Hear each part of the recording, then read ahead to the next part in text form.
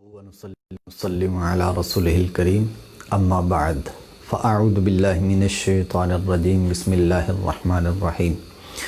इजराए मंतिक को मुनाज़रा कोर्स में एक मरतबा फिर हम आपको खुशामदीद कहते हैं। आज हमारी इस कोर्स का 5वां एपिसोड है और आज का जो हमारा लेक्चर है, इस लेक्चर के अंदर बहुत अहम तरीन चीज़ को हमने बयान करना है। वो क्या है?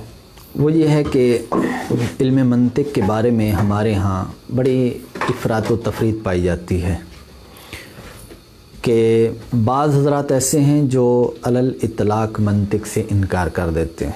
वो कहते हैं जनाब मंतिक का कोई फ़ायदा नहीं है। उसकी कई दलाइल भी देते हैं। और कुछ हज़रात ऐसे हैं कि जो मंतिक को इतना सर पे चढ़ाते हैं कि जनाब वो गलती कर भी लेते हैं तो फिर उसकी तरफ उनकी तवज्जो नहीं जाती, या कोई तवज्जो दिलाने वाला नहीं होता, या फिर और कई असबाब हो सकते हैं।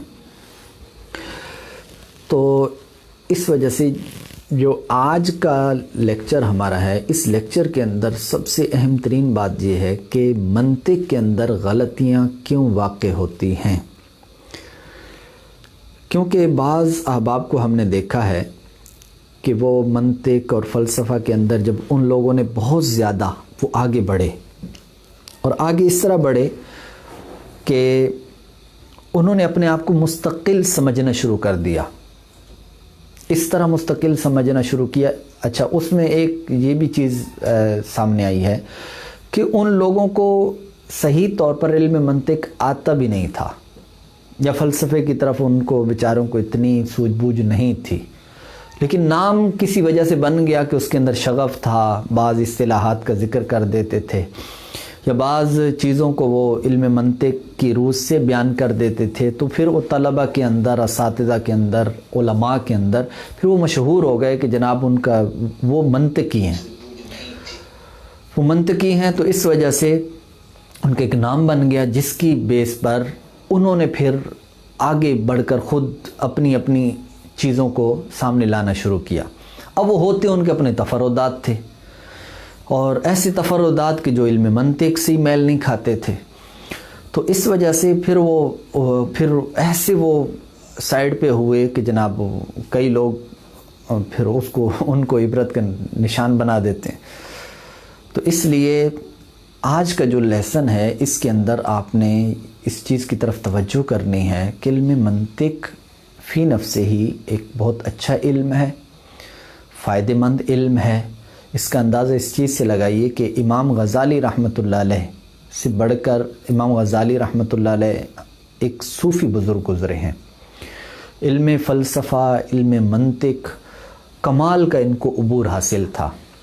अगर आप जिस बंदे को इल्म मंतिक आता है ना, और फ़लसफ़ा आता है, तो वो अगर इमाम गज़ाली का मुताला करेंगे ना, तो उनको तसव्वुफ़ के अंदर इल्म मंतिक और फ़लसफ़ा मिलेगा। ये सिर्फ मैं एक सुनी सुनाई बात नहीं कर रहा, बल्कि अल्हम्दुलिल्लाह फ़कीर ने उनकी किताबों का मुताला किया है तो ये बात सामने आई है। इल्म मंतिक पर तो और फ़लसफ़ों पर तो बाकायदा पूरी किताबें हैं ना।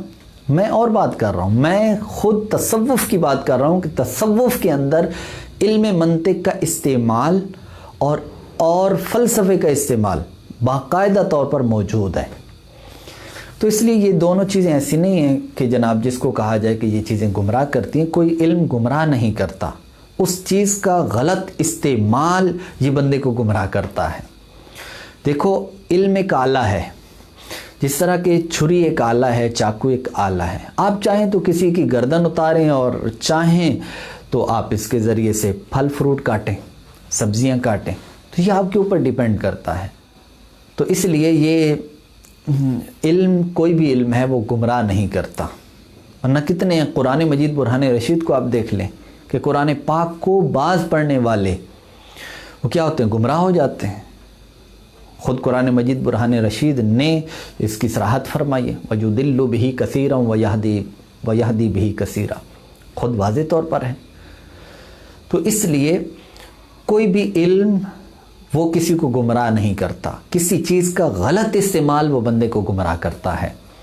तो इल्म मंतिक के अंदर, इल्म मंतिक एक ऐसा इल्म है कि खुद इस इल्म के अंदर इस बात की सराहत की गई है कि गलतियां कब कब कैसे कैसे वाक़ होती हैं। तो इस चीज़ को जब आप समझेंगे तो आपको एहसास होगा कि हाँ यार, बात ठीक है।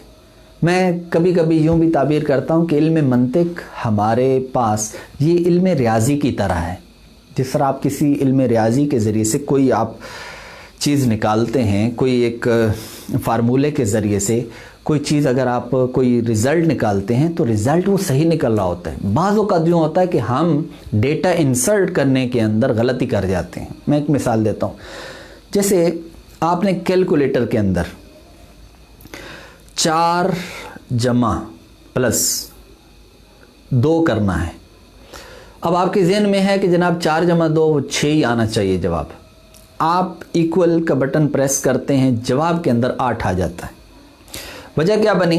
वजह यह बनी कि आपकी अदम तवज्जो से, गलती की वजह से आपने 4 जमा 4 कर दिया था, या आपने 6 जमा 4 कर दिया, 4 की जगह 6 लिख दिया, तो फिर जवाब 8 आ रहा है। अब आपका मतलूबा जो रिज़ल्ट नहीं आ रहा, उसका सबब ये नहीं है कि कैलकुलेटर ख़राब है। आप कैलकुलेटर को देकर दीवार पे मारें, क्यों जनाब ये क्या कैलकुलेटर है जनाब? नहीं, कैलकुलेटर का उसूल यहाँ पर कैलकुलेटर गलत नहीं है, कैलकुलेटर ठीक है, उसने जवाब भी ठीक दिया है। जो ख़ता और आपका मतलूबा रिज़ल्ट नहीं मिला, उसका सबब यह है कि आपने डेटा इंसर्ट सही नहीं किया। तो इल्म मंतिक भी बिल्कुल आपको जवाब सही देगा, लेकिन ये होगा कि कभी कभी ऐसा होगा कि जनाब उसके अंदर आप ख़ता करेंगे। अब ख़ता किन किन जगहों पर की जाती है, कैसे की जाती है, किस तरह उसके अंदर गलती वाक़ होती है, खुद इल्म मंतिक के अंदर पूरा एक चैप्टर है और आज हम उसी चैप्टर को बयान करेंगे। और उसके साथ सेकेंडली हम दलील खुल्फ को बयान करेंगे। दलील खुल्फ क्या होती है, इंशाल्लाह मैं इसकी भी वजाहत करता हूँ। आइए तो हम चलते हैं कि मंतिक में गलतियों के क्या असबाब बनते हैं, किस वजह से मंतिक के अंदर गलती वाक़ होती है। तो इसके लिए बुनियादी तौर पर मनातिका ने 2 चीज़ों को रखा है। एक है कि वो फसाद जो वाक़ होगा, वो जो गलती होगी, या तो सूरत के अंदर होगी या फिर मादे के अंदर होगी।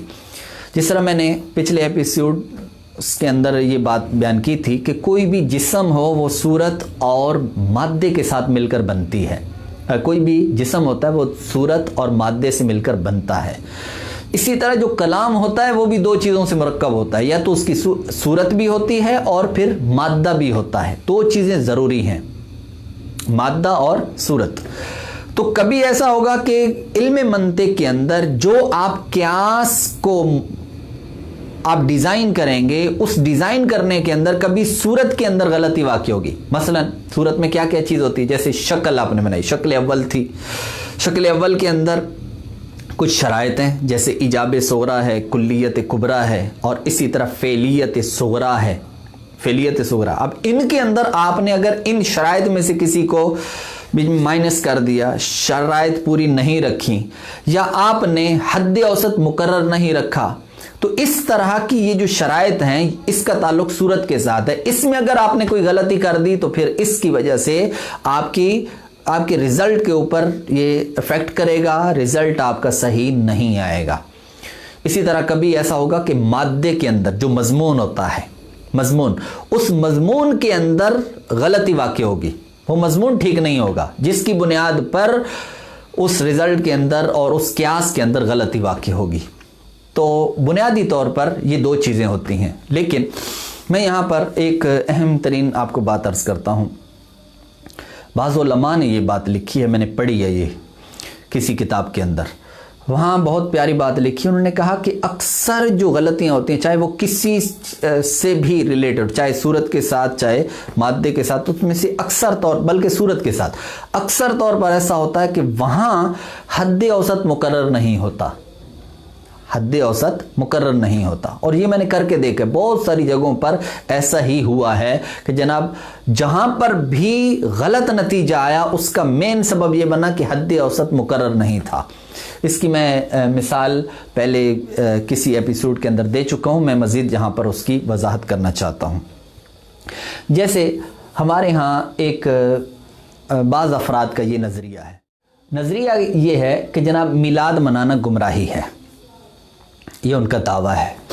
उस पर वो क्यास करते हैं, दलील देते हैं, इसलिए कि ये बिदअत है, मिलाद मनाना बिदअत है और हर बिदअत गुमराही होती है।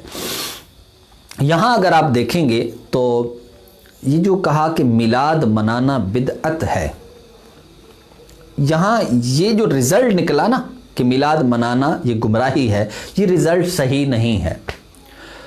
उसका सबब क्या है? उसका सबब ये है कि आप देख लें, अगर ये बिदअत होता, ठीक, और बिदअत से मुराद वही बिदअत सय्या, अगर बात होती तो फिर आप देखें अहले इस्लाम कभी भी मिलाद ना मनाते।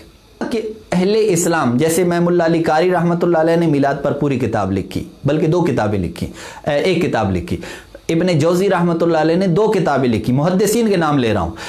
इमाम जलालुद्दीन सुयूती शाफी रहमतुल्लाह अलैह ने मिलाद के ऊपर 1 किताब लिखी, हुस्नुल मक़सिद फ़ी अमलिल मौलिद। इसी तरह इमाम इब्न हजर मक्की रहमतुल्लाह अलैह ने किताब लिखी, और इसके अलावा इमाम सखावी ने किताब लिखी, वगैरह वगैरह।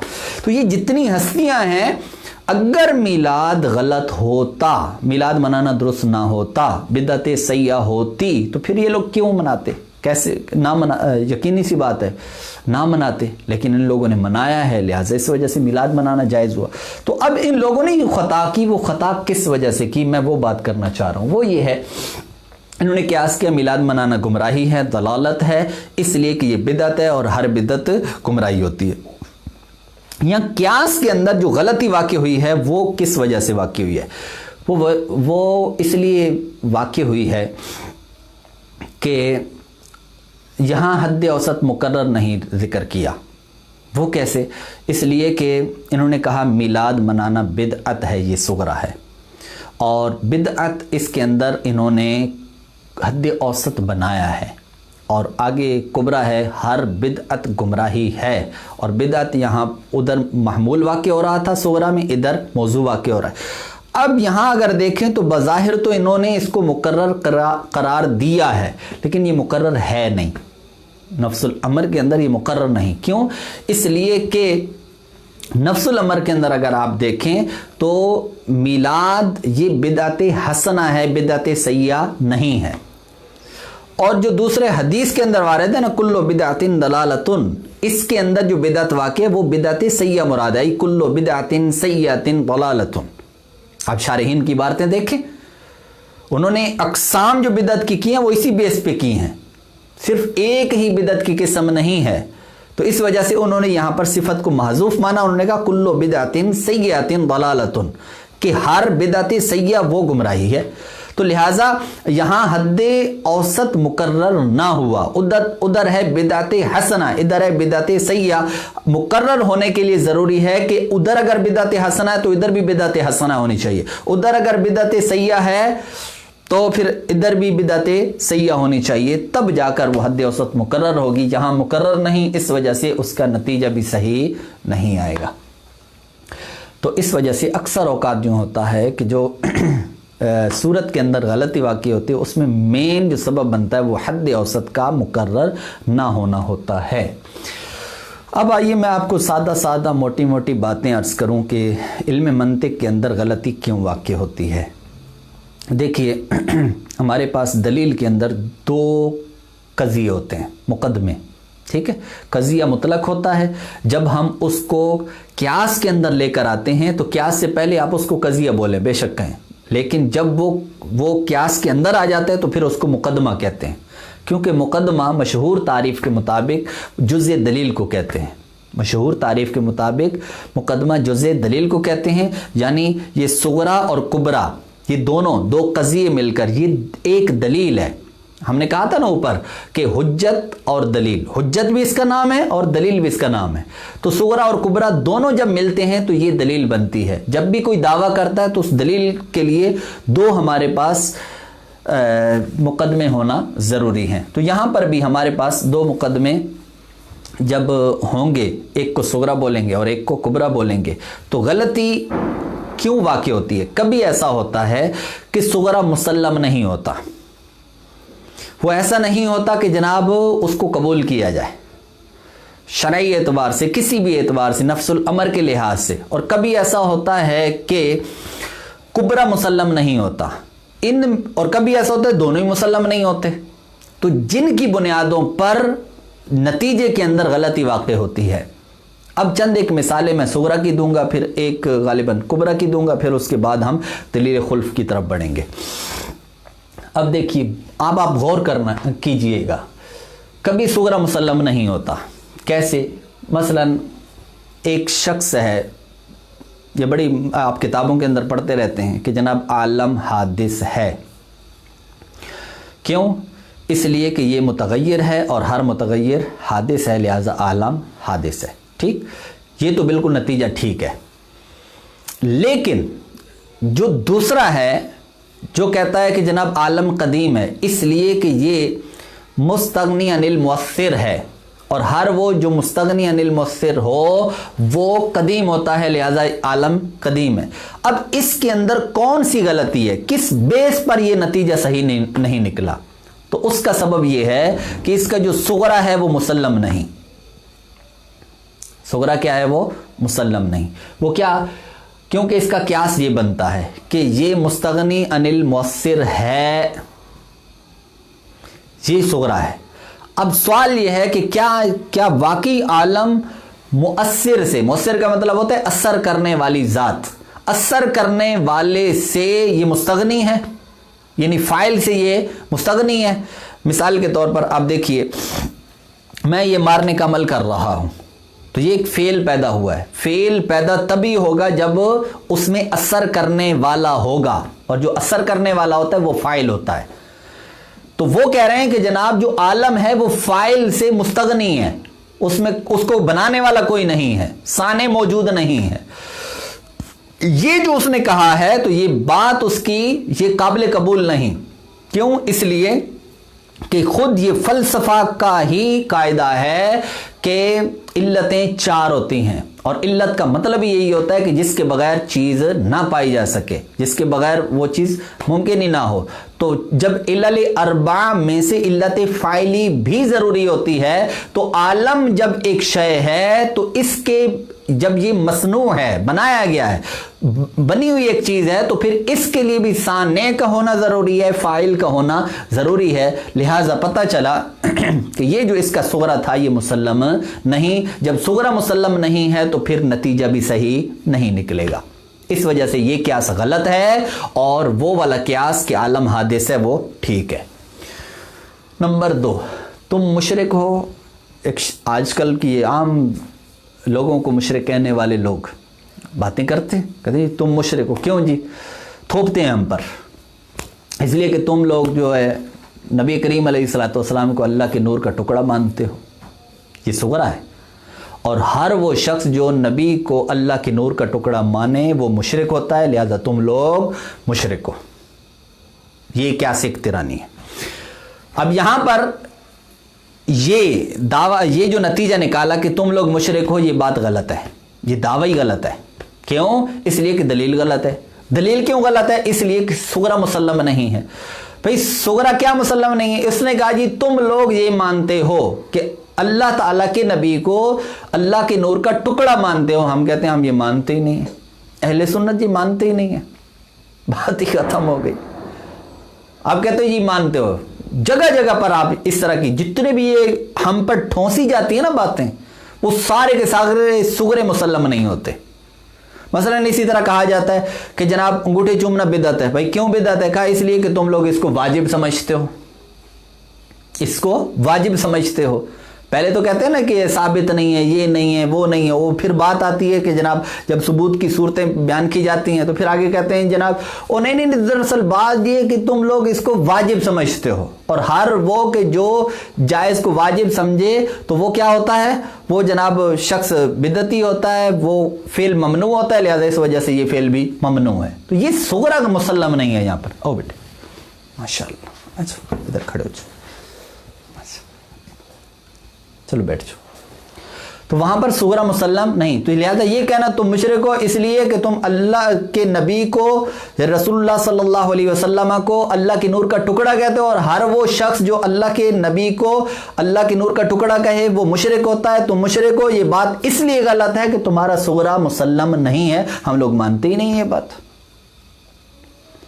हाँ वो एक अलग बात है। वो कहें कि जनाब फिर नूरुल्लाह क्यों कहते हैं, नूरुम मिन नूरिल्लाह क्यों कहते हैं, अल्लाह के का नूर क्यों कहते हो।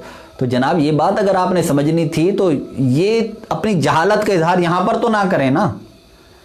इस बात को समझना चाहते थे तो आप हदीस को समझें कि हज़रत जाबिर बिन अब्दुल्ला की जो हदीस है उसके अंदर वाज़ेह तौर पे इरशाद फरमाया, या जाबिर इन्नल्लाह क़द ख़लक़ क़ब्ल अल अशियाइ नूर नबिय्यिका मुहम्मदिन मिन नूरिही।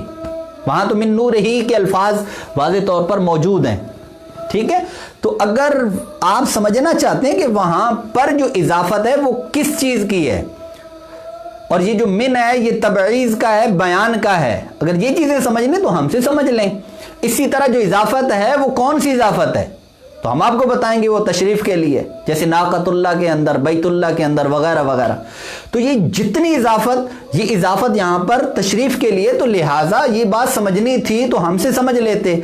और आपने खुद साख्ता कहा जी कि इसका ये मतलब हुआ, ये जब मतलब हुआ तो ये लोग ये मानते हैं जिसकी बुनियाद पर ये लोग मुशरिक हैं। अस्तग़फिरुल्लाह अल अज़ीम।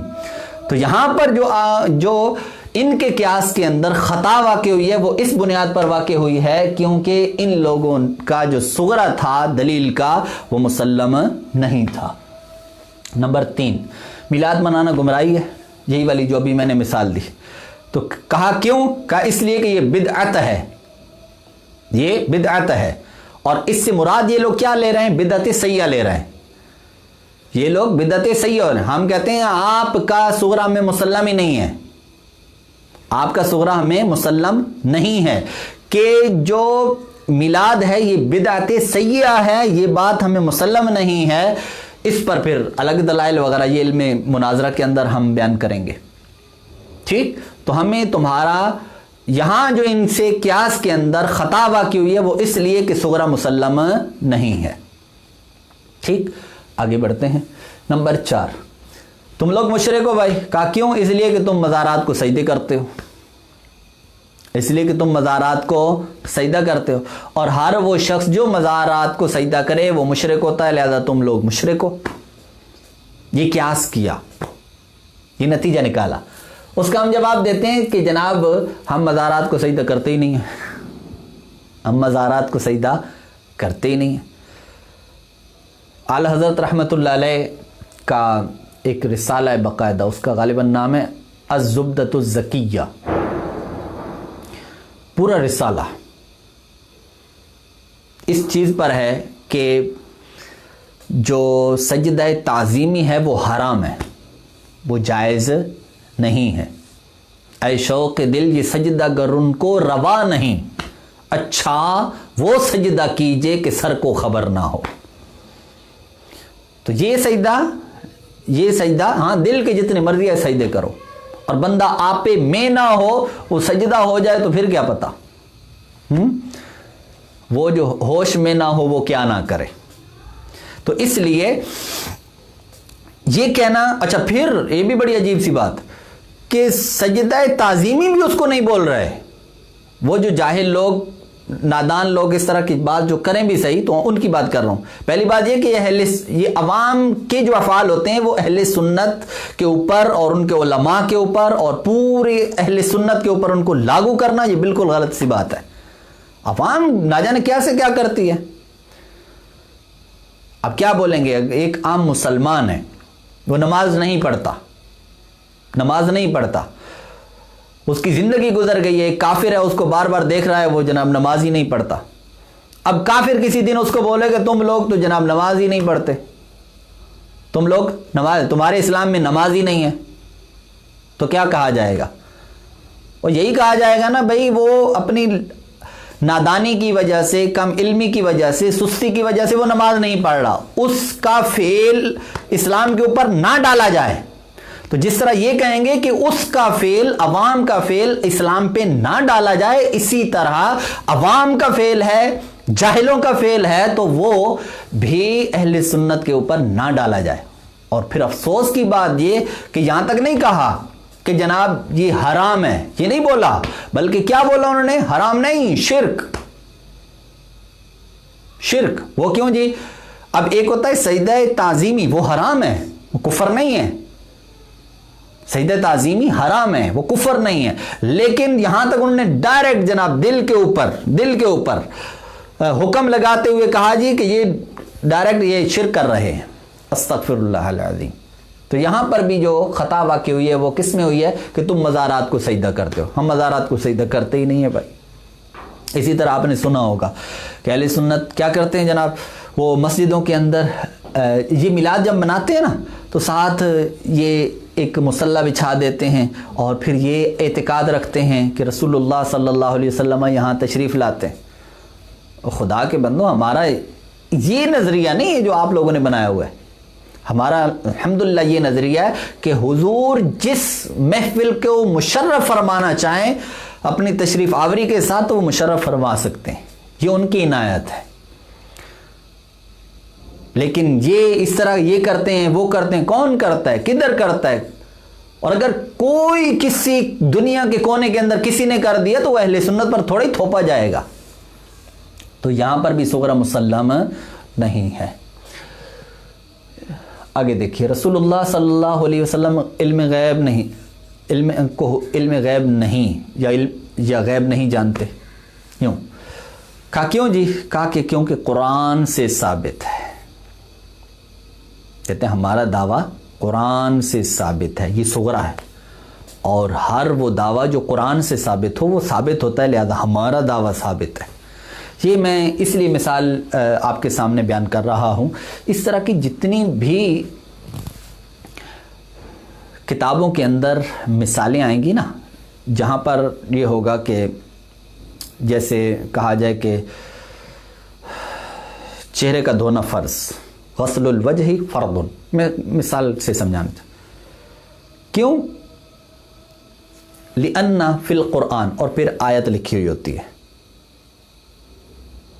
कमा क़ाल अल्लाह तबारक व तआला, ठीक है, लिअन्नहु तआला क़ाल, अल्लाह ताला ने इरशाद फरमाया। ये जितना भी इस तरह के अल्फाज आएंगे या इस तरह की जो दलीलें बनेंगी, आपने उन सब को, या इसी तरह जैसे मैं कहूँ कि ये मसला इस तरह है, क्योंकि फ़लाँ किताब में ऐसे है, अगर इसको आप दलील के तौर पर लाना चाहते हैं तो फिर इस तौर पर ये क्या होगी, दलील के तौर पर अगर लेकर आएंगे और उसका कज़िया बनाना चाहेंगे तो आप इसको यूँ आप बयान कर सकते हैं मुख्तसर करते हुए कि मेरा ये दावा है, मेरा दावा फ़लाँ किताब से साबित है, फ़लाँ किताब से साबित है। मैं एक मिसाल दे रहा हूँ कि भाई जैसे यही सजदे ताज़ीमी वाला मसला है, कोई अगर कहे कि जनाब सजदे ताज़ीमी जायज़ है, मैं एक मिसाल दे रहा हूँ, जायज़ है, तो अब मैं उसको कहता हूँ नहीं जनाब ये जायज़ नहीं, इसलिए कि फतावा रज़विया में पूरा रिसाला मौजूद है। तो अब यहाँ पर ये कहेंगे कि मेरा दावा फतावा रज़विया से साबित है और हर वो चीज़ की जो फतावा रज़विया से साबित हो वो साबित होती है, लिहाजा मेरा दावा साबित है। अहले सुन्नत के नज़दीक मोतबर चीज़ है, इस वजह से उसका हवाला दे दिया मुसल्लम का। तो इस तरह यहाँ पर भी कहने वाला कहता है हुजूर को इल्म गैब नहीं था। क्यों? इसलिए कि हमारा दावा कुरान से साबित है। वो क्या? कुल ला अक़ूलु लकुम इंदी ख़ज़ाइनुल्लाहि वला अअलमुल गैब। देखो भाई, अल्लाह ताला ने ख़ुद कुरान के अंदर इरशाद फरमाया, नबी से फरमाया कि महबूब अलैहिस्सलातु वस्सलाम तुम ये फरमा दो कि मैं तुमसे ये नहीं कहता कि मेरे पास अल्लाह के ख़ज़ाने हैं मैं गैब जान लेता हूँ। ठीक, तो यहाँ पर कहने वाला कहता है देखो जी ये कुरान से साबित है, ये सुगरा है, हमारा दावा कुरान से साबित है। हम कहते हैं तुम्हारा दावा कुरान से कहाँ साबित है? साबित ही नहीं है। वो क्या? इसलिए कि अल्लाह ताला ने अपने हबीब को यहाँ फरमाया है, ए हबीब तुम ये बात कहो। ये हुजूर कह रहे हैं, ये किस बुनियाद पर कह रहे हैं? ये इल्मुल मानी का मसला है। ये किस बुनियाद पर कह रहे हैं? ये इल्मुल मानी का मसला है कि जनाब जिस नबी के बारे में अल्लाह ताला खुद फरमाए कि आलिमुल गैबि फला युज़हिरु अला गैबिही अहदन इल्ला मन इर्तदा मिर रसूल व मा कान अल्लाहु लियुतलियकुम अलल गैबि वलाकिन्नल्लाह यज्तबी मिर रसूलिही मन यशा। इसी तरह रब ताला फरमाए व मा हुवा अलल गैबि बिदनीन वअल्लमका मा लम तकुन तालम व कान फज़लुल्लाहि अलैका अज़ीमा। ये जितनी आयतें हैं इनके अंदर जो फरमाए कि हमने अपने नबी को दिया है, इल्म गैब दिया है, उसका सबूत है। और जहां आप कह रहे हैं कुरान पाक के अंदर है कि नबी को अल्लाह ताला ने फरमाया, हबीब तुम इनसे फरमाओ कि मैं गैब नहीं जानता। ये जो फरमाया, तो इसका मतलब क्या हो कि यहां इसकी कोई वजह बयान करनी पड़ेगी, और वो वजह बयान करनी, ये तनाकुज़ है ना, बज़ाहिर ये तनाकुज़ है, तो वो वजह बयान करनी पड़ेगी, वो इल्मुल मानी है। तो यहां तनाकुज़ को उठाना पड़ेगा, ये इल्म मंतिक है, तनाकुज़ को उठाना, और कैसे उठाया जाएगा, वो वजह कैसे बयान की, ये इल्मुल मानी है। इंशाल्लाह मौका मिला तो इल्मुल मानी पर भी हम इंशाल्लाह ये इस तरह का कोर्स डिज़ाइन करेंगे। तो यहां पर इल्मुल मानी वाला वजह बताएगा, वो क्या कि अल्लाह ताला ने अपने हबीब अलैहिस्सलातु वस्सलाम को आजिज़ी करने का हुक्म दिया, या इसके अलावा और बहुत सारे दावे से मना फरमाया, दावे से मना फरमाया कि इल्म गैब का दावा है हबीब ना करो, जिस तरह के मुफस्सिरीन की इबारात इस पर हैं। तो लिहाजा ये एक वजह बताई है मुफस्सिरीन ने, इसलिए कि ये बज़ाहिर ये तनाकुज़ वाक़ हो रहा था, तो इसको उठाया है। ये बिल्कुल ऐसे ही है जैसे एक उस्ताद अपने शागिर्द को कहे कि बेटे जब भी कहीं पर किसी मनसब पर पहुंचना तो आजिज़ी करना। अब वो खड़े होकर कहता है जी मैं कोई आलिम तो नहीं हूँ, बस मुझे हुक्म हुआ तो मैं तकरीर करने के लिए आ गया। तो क्या इसका मतलब ये होगा कि हज़रत साहब ने खुद कह दिया है मैं आलिम नहीं हूँ, तो बात ख़त्म, आलिम नहीं है? तो ये जहालत होगी, ये तो इल्मुल मानी है। तो इसका मतलब है आप लोगों को इल्मुल मानी नहीं आता, जो इस तरह की हरकतें करते हैं, इस तरह की बातें करते हैं, इस तरह के जिन लोगों ने नज़रिए अपनाए हुए होते हैं। तो इसलिए कुरान की इस आयत से सबूत नहीं होता नबी के गैब के ना जानने का, तो इसलिए यहां सुगरा मुसल्लमा नहीं है। आगे देखिए, तो दूसरे अल्फाज में यह भी कह सकते हैं कि जनाब यहां पर जाती की नफ़ी है, अताई का सबूत है पहले से। ये तस्वीर है और तस्वीर हराम है। अब देखिए, मोबाइल के अंदर किसी शख्स ने तस्वीर दिखाई, तो तस्वीर उसके अंदर उसने पिक्चर खींची या वीडियो थी या तस्वीर थी, अभी स्क्रीन के अंदर ही है, अभी मोबाइल के अंदर है वो, ठीक है, या कैमरा था उसके अंदर है। तो कहने वाले ने कहा जी ये हराम है, ये हराम है। उनका क्यों? उनका इसलिए कि ये तस्वीर है और हर तस्वीर हराम होती है। ये जब उसने बोला, तो ये जैसे ही उसने बोला तो अगला बंदा कहता है नहीं भाई नहीं, मुफ्तियान किराम ने बड़ी तहकीक के बाद ये बात, उनके अक्सर मुफ्तियान किराम इस बात की तरफ हैं कि जनाब ये तस्वीर के हुक्म में नहीं है, यानी सुगरा मुसल्लम नहीं है, ये तस्वीर नहीं, इसको तस्वीर नहीं कहते, इस पर अहकाम तस्वीर के जारी नहीं होते। कुबरा पे कलाम नहीं है कि हर तस्वीर हराम होती है, लेकिन तस्वीर साबित तो हो, तस्वीर साबित तो। इसको एक और अंदाज से भी मैं आपको बताना चाहता हूं, वो है कि यहां पर एक शर्त भी नहीं पाई गई। कौन सी? शक्ल अव्वल की। वो शक्ल अव्वल की शर्त ये है फेलियत सुगरा, फेलियत सुगरा, कि वहां पर सुगरा की फेलियत मौजूद हो, फेलियत हो, बिलकुव्वा ना हो, ठीक है। अब ये देखें तो यहां बिलकुव्वा है, बिलफेल नहीं है। बिलकुव्वा इस तौर पर है कि इसको अगर प्रिंट आउट निकालना चाहे तो बाद में ये तस्वीर बन सकती है, लेकिन इस वक्त नहीं है, बिलफेल नहीं है, बिलफेल ये नहीं है। तो इस वजह से, इसी वजह से ये शर्त रखी गई है कि ये कल को बन सकती है लेकिन अब नहीं है। तो इसी तरह तो पता चला कि यहां पर भी सुगरा मुसल्लम नहीं है। अच्छा, फ़िक़ी अहकाम के अंदर ये जब तहकीकात होती हैं, तनकीहात होती हैं, बाज़ों का तनकी होती है, बाज़ों का तहकीकात होती हैं, किस चीज़ पर? जैसे बिटकॉइन अभी पिछले दिनों एक करेंसी मुतारफ़ हुई है, तो उस पर बड़ी तहकीकात चली मुफ्तियान किराम की, क्या कि इसको किस चीज़ के अंदर दाखिल करेंगे, यानी इसकी तायीन करनी होगी कि ये किस चीज़ में आता है। वो जो तायीन हो गई ना कि ये है, तो फिर वो सुगरा बन गया, फिर आगे कुबरा को बनाना कोई मसला ही नहीं है। इसी तरह बहुत सारी आप मिसालें, फ़िक़ी तौर पर बहुत सारी आप मिसालें इसकी बना सकते हैं। अच्छा, फिर उसके बाद अब है कि कभी कभी ऐसा होता है कि कुबरा मुसल्लम नहीं होता, सुगरा तो ठीक है, मुसल्लम होता है, लेकिन कुबरा मुसल्लम नहीं होता। जैसे देखिए, एक शख्स कहता है नबी करीम अलैहिस्सलातु वस्सलाम को इल्म गैब नहीं था। दलील क्या है जी? कहा इसलिए कि हज़रत आयशा सिद्दीक़ा रज़ी अल्लाह तआला अन्हा का हार गुम हो गया, हुजूर ने नहीं बताया। ये सुगरा है। और जब जब हुजूर अलैहिस्सलातु वस्सलाम हज़रत आयशा सिद्दीक़ा के गुमशुदा हार के मुतालिक ना बताएं, हुजूर इल्म गैब जानने वाले नहीं होंगे, लिहाजा हुजूर इल्म गैब जानने वाले नहीं। ठीक, ये शक्ल अव्वल पे चला गया। अच्छा, अब ये जो उसने बोला ना कि जनाब पहला सुगरा ये था कि हुजूर ने हार के मुतालिक नहीं बताया, इस पे तो कोई कलाम नहीं है, वाकई हुजूर ने नहीं बताया, बुखारी की हदीस है। लेकिन इस पे कलाम है, हमें आपका कुबरा मुसल्लम नहीं। क्या? क्योंकि ना बताना अदमे इल्म की दलील नहीं, ना बताना अदमे इल्म की दलील नहीं। हुजूर ने नहीं बताया तो इससे यह कब साबित हो गया कि हुजूर को इल्म नहीं था?